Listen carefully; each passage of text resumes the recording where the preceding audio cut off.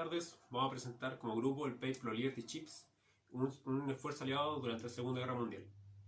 Cursa la década de 1980, el Jeremy O'Brien, el último de estos barcos, cursa su viaje bajo el puente Golden Gate. 10 años antes fue declarado Monumento Nacional de los Estados Unidos. Estos barcos se crearon bajo la necesidad de la guerra de crear cargueros lo más rápido posible y la mayor cantidad posible. Esta ambición generó que posteriormente se generaran fallas, las que se tratan en este paper. Y su historia comienza antes de que Estados Unidos entrara a la Segunda Guerra Mundial, cuando el presidente Roosevelt de Estados Unidos declara que los nazis están hundiendo más barcos de los que los artilleros ingleses podían reponer en ese momento. Muchas gracias, Benjamín. Bueno, aunque por su parte Estados Unidos ya proveía de aviones, tanques y camiones bajo la ley del préstamo y arriendo, tenían todavía el problema de transportar toda Inglaterra. La necesidad era de un buque carguero simple, pero lo que más necesitaban era cambiar la técnica de fabricación que se tenía, la cual era por remachado. Esta técnica era muy lenta. En ese tiempo vivía un ingeniero civil llamado Henry Kaiser, el cual daba una impresión de que todo lo que hacía era grande y nada le era imposible. Ya había construido algunas de las mayores represas de Estados Unidos, y es por eso que el presidente Roosevelt delegó el problema al ingeniero. Henry no sabía mucho sobre barcos, tuvo que enfocar su atención en la fabricación de ellos y los resultados fueron sorprendentes. Introdujo la técnica de soldadura en vez de remaches. Con esto se ganaba mucho tiempo, pero se necesitaba una nueva fuerza de trabajo. En 245 días se construyó el primer Liberty Ship, el cual se votó el 27 de septiembre de 1941 y se basaron en un modelo de barco inglés. Lo llamaron Patrick Henry en honor a un patriota del siglo XVIII, que se cuenta alcanzó la inmortalidad bajo la frase «Denme la libertad o denme la muerte». Los 245 días de fabricación pasaron pronto a ser solo 100 y aún menos. Y con esto ya nada le parecía imposible, e incluso hasta llegó a construir un barco llamado Robert Peary en 4 días, 15 horas con 30 minutos. Y con esto fue un récord absoluto. Y es así como los Liberty Ship fueron parte de todos los convoyes que abastecían ya sea a Inglaterra o a la Unión Soviética. Luego, el mismo presidente Roosevelt acreditó a los Liberty Ship como los salvadores de Europa, ya que acarreaban hombres, armas, municiones, a donde quiera que se necesitaran. Y con justa razón le apodaron los caballos de batalla de los mares. Después del lanzamiento del Patrick Henry, empiezan a ocurrir distintos desastres, como el 1 de diciembre de 1943, en donde el Verily Chayklov se agrietó durante un viaje entre Siberia y Alaska. También el 7 de marzo del mismo año, el JLM Carey, cuando navegaba en el mar de Groenlandia, el cual es un mar bastante agitado, sufrió un agrietamiento del puente. Y el 24 de noviembre de 1943, el JP Game, al ir navegando por un mar inusualmente agitado, se partió en dos al ser golpeado por una ola excepcionalmente grande. Todos estos accidentes fueron un golpe serio al esfuerzo de guerra aliado, y sin embargo lo más preocupante de todo esto era que no encontraban una explicación del por qué ocurrieron estas fallas, aunque tenían en consideración que muchas de ellas estaban relacionadas entre sí, debido a la coincidencia en el lugar en donde se generaban todas estas fallas, o la mayoría de ellas, que era en la mitad del barco y en la cubierta superior, lo que indicaba que los esfuerzos que podían provocar estas fallas eran aquellas en la dirección longitudinal. Y bueno, si se llega a considerar un barco como una viga, la distribución de carga a su propio peso y la coincidencia de dos crestas de olas con la proa y la popa pueden hacer que el barco se flecte de tal manera de producir los esfuerzos máximos en el fondo. En el caso de los barcos Liberty Ships, el origen de la falla normalmente coincidía con ciertos puntos de la cubierta. Estos puntos solían ser las esquinas de las escotillas, a partir de las cuales cruzaba la cubierta del barco. Esto tiene sentido ya que, como podemos observar en las imágenes, las escotillas del barco poseían una forma cuadrada. Por lo tanto, como sabemos, las esquinas con borde agudo son más propensas a concentrar tensiones. A pesar de los antecedentes mencionados, no se esperaba que al ocurrir el núcleo de la falla, o de la grieta, ésta se expandiera con tanta facilidad por el acero que formaba el casco del barco. El acero también presentaba problemas, ya que su comportamiento era normalmente frágil. Hoy en día ya se sabe que un aspecto fundamental en la caracterización mecánica de un acero es su temperatura de transición dúctil frágil.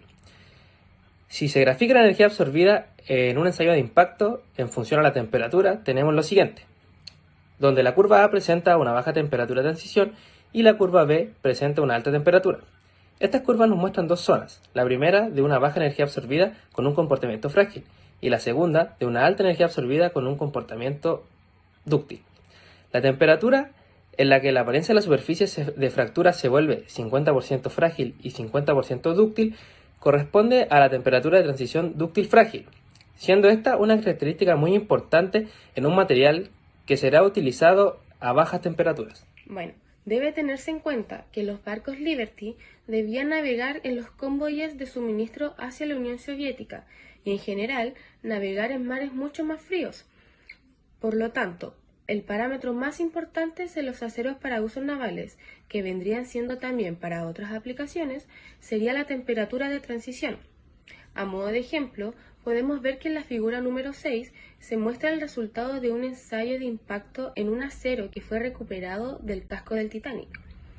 Aquí podemos apreciar los resultados de dos ensayos de Charpy realizados sobre un acero proveniente del casco del Titanic, y en esta otra imagen podemos ver el acero naval moderno. La técnica normal utilizada en esos años en la fabricación de barcos era utilizar remaches para realizar todas las uniones.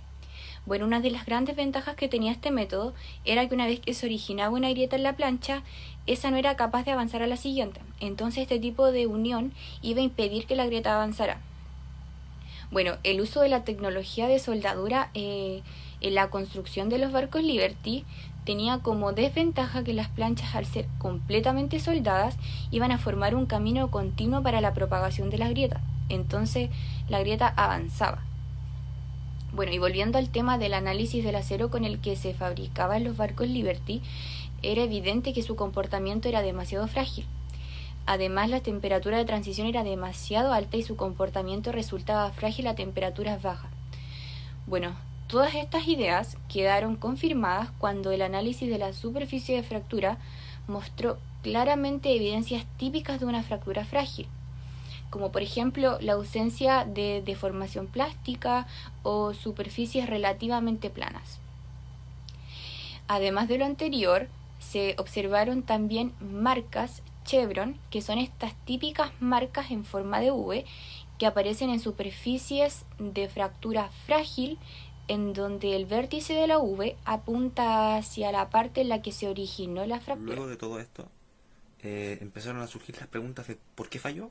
Si fue por su tenacidad en la que se encontraba el acero, si fue por una soldadura mal hecha. Respecto a esta última, tenemos que tener en cuenta la época en la que estaban, la tecnología que manejaban, y también que era complicado obtener mano de obra calificada para las construcciones que ellos estaban haciendo, más a la escala en la que estaban trabajando. Cuando se realiza un análisis de las fallas, no se puede culpar solamente a un factor de la falla del barco Liberty, se tiene que culpar a todo el conjunto de estas.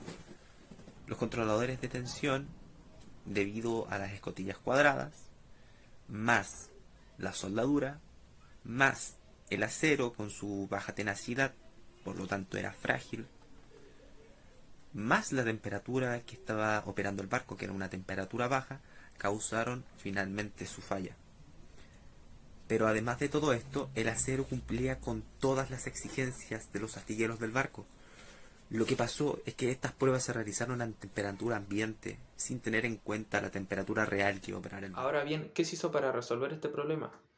Al analizar las medidas que se tomaron para solucionar esta problemática, es necesario situarnos en el tiempo y en el lugar en el que transcurrieron los hechos, ya que, por un lado, ya había un programa de producción en marcha, el cual contaba o cargaba con cierta urgencia en la producción. Por lo tanto, no era posible cambiar en poco tiempo la capacitación con la que contaba la mano de obra dedicada a soldadura en ese momento, así como tampoco era posible mejorar la calidad del acero. Además de esto, había que tener en cuenta una solución que abarcase tanto como para los barcos que venían en proceso de construcción como para los que ya estaban construidos. Finalmente, a la solución que llegaron fue instalar refuerzos en las esquinas de las escotillas, con el fin de disminuir la concentración de tensiones situadas en esa zona. Bueno, estos refuerzos estaban hechos con planchas de acero, con la suficiente tenacidad como para solucionar o como para garantizar la solución a este problema. En cuanto a los nuevos barcos que se iban construyendo, todos ellos contemplaban la utilización de estos refuerzos, que actuaban como detenedores de grietas. Bueno, al paso del tiempo, esta solución probó ser muy efectiva. A modo de dar algunos datos, se fabricaron alrededor de 2.700 barcos, de los cuales 400 sufrieron fallas de algún tipo, de los cuales 90 fueron serias, en 20 barcos la fractura fue total y en una docena de ellos fue catastrófica. El costo total de estas fallas alcanzó cerca de $50 millones, una cifra muy alta para la época. Esta historia trajo enseñanzas importantes en la historia de la ciencia de los materiales, los aspectos básicos relativos o tenacidad a la fractura, las curvas de transección dúctil frágil, los crecimientos de las grietas y los concentradores de tensión. Este estudio se volvió una de las ramas de la ciencia de los materiales más interesantes, como vendría siendo la mecánica de fractura. Se ha aprendido mucho de la fabricación de barcos a través de esto, y otro aspecto de la contribución de Kaiser vendría siendo que se empezó a usar la soldadura en reemplazo del remachado como técnica de fabricación de los barcos, lo que nos ahorró mucho tiempo, porque en el remachado se demoraba más en construir los barcos, así que hoy en día la mayoría de los barcos se construyen por soldadura. Algunos datos técnicos del Liberty Chief es que sus años de construcción fueron entre el 1941 y el 1945. Su peso era de 7.176 toneladas. Su registro bruto era de 10.795 toneladas. Su eslora total era de 134,56 metros. Y la eslora vendría siendo la dimensión de un barco que se toma desde el eje de la proa hasta la popa. El manga de 17,37 metros. Y el manga vendría siendo la mayor anchura del barco o del buque. El calado tendría 8,10 metros y vendría siendo la distancia vertical entre un punto de la línea de la flotación y la línea base. Su motor era de dos calderas, Burbox y Wilcox. El motor alternativo de triple expansión, su potencia era de 2.500 HP a 76 RPM. Su velocidad era de 11 nudos y su autonomía era de 21.000 millas.